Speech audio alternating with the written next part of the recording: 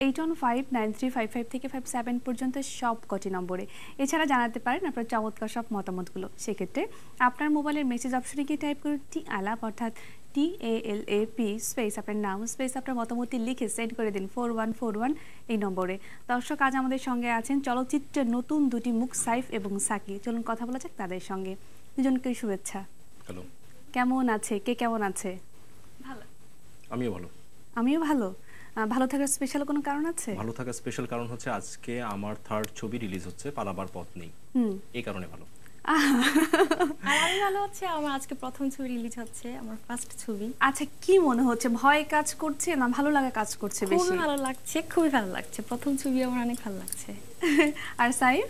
এটা হচ্ছে আমার থার্ড মুভি। আমার প্রথম মুভি ছিল বন্ধু মায়া লাগাইছে। আমার কোয়ার্টেস ছিল হচ্ছে নিপুণ, ডিরেক্টর ছিলেন আবু সুফিয়ান সাহেব। আচ্ছা। আর সেকেন্ড ছবি আমার এক জনমের কষ্টের প্রেম, এটা এই মাসেরই 24 তারিখ রিলিজ হয়েছে ছবিটি। এটা হচ্ছে আমার থার্ড মুভি।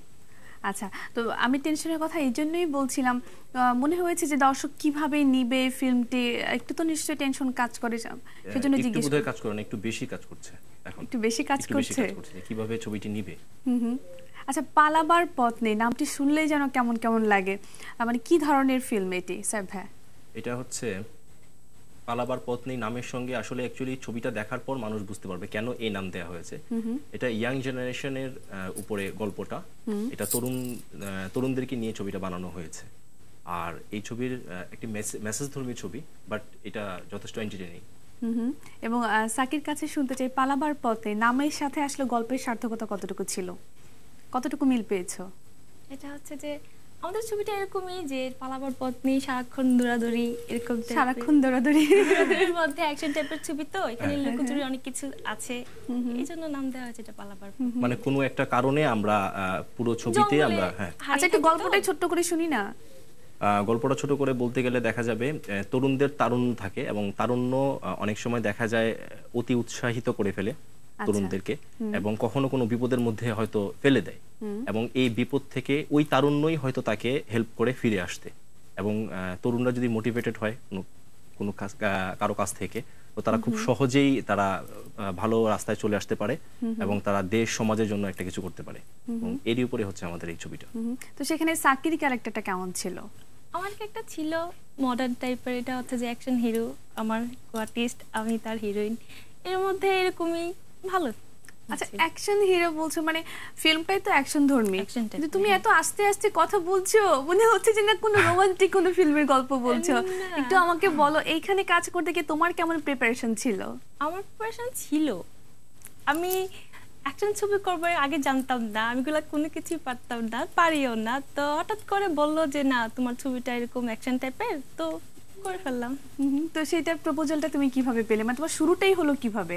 এটা শুরুটা হলো যে এই তো যে ধরেন আমার আগে কখনো চিন্তা ছিল না যে আমি ফিল্মে কাজ করব, হঠাৎ করে অফার পেয়েছি, তারপর রানা ভাইদের সাথে কথা হলো, কাজ করেছি, ইচ্ছা হলো তাই।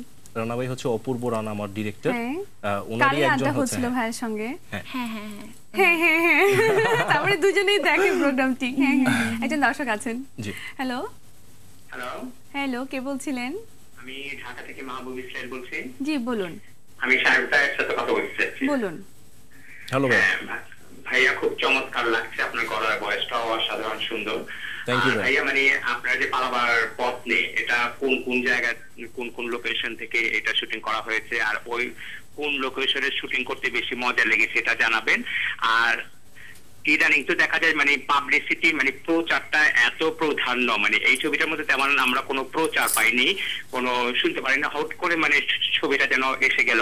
যে এই ছবিটার ব্যাপারে আপনি কতটুকু আশাবাদী, আর এই ছবিটার মধ্যে কি মেসেজটা থাকছে প্লিজ জানাবেন। ধন্যবাদ। ধন্যবাদ আপনাকে ফোন করার জন্য। সাইফ ভাইয়ের কাছে প্রশ্নতে আপনাকে উত্তরটা দিতে হবে। হ্যাঁ, দিতে হবে। এটা আমরা গাজীপুর এবং ঢাকার আশেপাশে বিভিন্ন সুন্দর লোকেশনে আমরা শুটিং করেছি ছবিটি।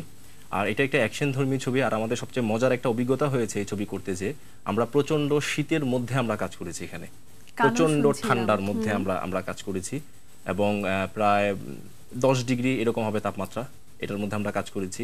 আর ছবিটি একটি মেসেজ ধর্মী ছবি, এটা আমি প্রথমেই বলেছি, সেটা হচ্ছে তরুণরা যদি তাদের যদি সৎ ইচ্ছাটা থাকে, তাহলে তারা যে কোনো বাধা দূর করে তারা সমাজের জন্য একটা কিছু করতে যে পারে। কোনো ভালো কিছু তাদেরকে দিয়ে সম্ভব। সম্ভব, এটাই হচ্ছে ছবির মূল মেসেজ যেটা। এবং এই ছবিটা ভালো লাগবে এই কারণে এটা এন্টারটেইনিং মুভি, আশা করি দেখবেন। আর প্রচারের এটা একটা প্রচারের অংশ।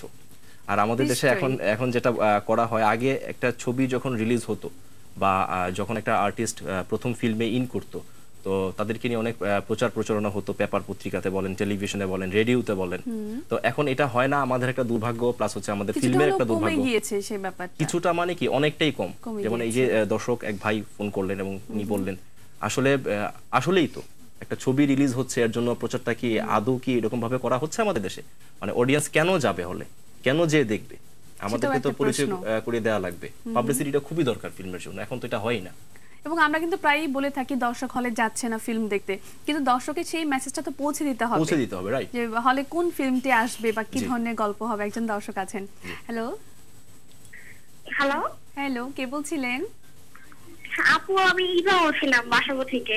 জি বলুন। আমি ভাইয়ের সাথে কথা বলতে চাচ্ছিলাম। জি জি বলুন। হ্যালো হ্যালো হ্যালো ভাইয়া, আজকে তো আপনাকে অনেক সুন্দর লাগতেছে।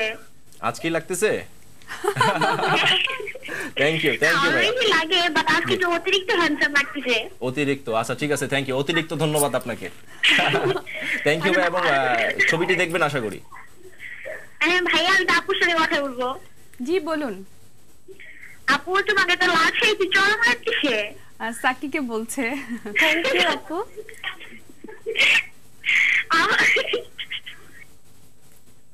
বলো। আচ্ছা, লাইনটি কেটে গিয়েছে, কিন্তু একটি কথা কিন্তু আমরা শুনতেই পেয়েছি, দুজনকে চমৎকার লাগছে আজ। Thank you. একজন লাল শাড়ি, একজন সাদা শার্ট। ওয়াও।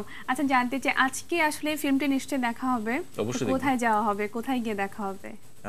আসলে এখান থেকে যাওয়ার পরই আমি ঢাকার বিভিন্ন হলে আমি যাব এবং দেখব কি অবস্থা, অডিয়েন্স এটাকে কিভাবে নিল, বা আমি আদৌ এখানে কিভাবে কাজ করলাম। আর আমার ছবি আমি ভালো বলবো, ভালো কাজ করেছি, এটা আমি বলবোই। এখন দর্শকরা ওনারা কিভাবে নিবে কাজগুলো, এটা আমি খুব কাছ থেকে দেখতে চাই এবং আমি যাব বিভিন্ন হলে। এবং আমি একটু জানতে চাই, এর আগে তো নিশ্চয়ই দেখা হয়েছে, জি।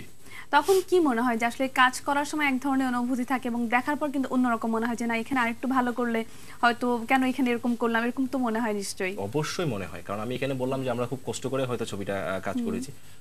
দেখেন, প্রতিটা ছবির পিছনেই অনেক কষ্ট থাকে, কিন্তু যখন হলে জিনিসটা দেখা হয়, লম্বা একটা সময়ের, কিন্তু অনেক লম্বা সময় একটা ফিল্ম আমরা হয়তো 2.5 ঘন্টা বা 3 ঘন্টা বসে দেখি, কিন্তু তার পেছনে কিন্তু অনেক লম্বা একটা ইতিহাস থেকে যায়, অনেক লম্বা ইতিহাস থাকে। এবং আমাদের প্রযুক্তি এতটা ভালো না আমাদের দেশে, যেটা হয়, তো এই কারণে আমাদের দেখা যায় একটা ছবি আমরা দীর্ঘদিন ধরে আমাদেরকে কাজ করতে হয়, এবং এই রেজাল্টটা যখন অনেক কষ্ট ভুলে যায় আসলে, যখন দর্শক ভালো বলে, খারাপ যখন বলে তখনও আমি এটা সেখান থেকে কিন্তু শেখার অনেক কিছু থাকে অ্যাকচুয়ালি। হ্যাঁ, কারণ সমালোচনা করলে অনেক সময় বোঝা যায় যে আসলে আমার দোষটা কোথায় ছিল বা ভুলটা কোথায় ছিল।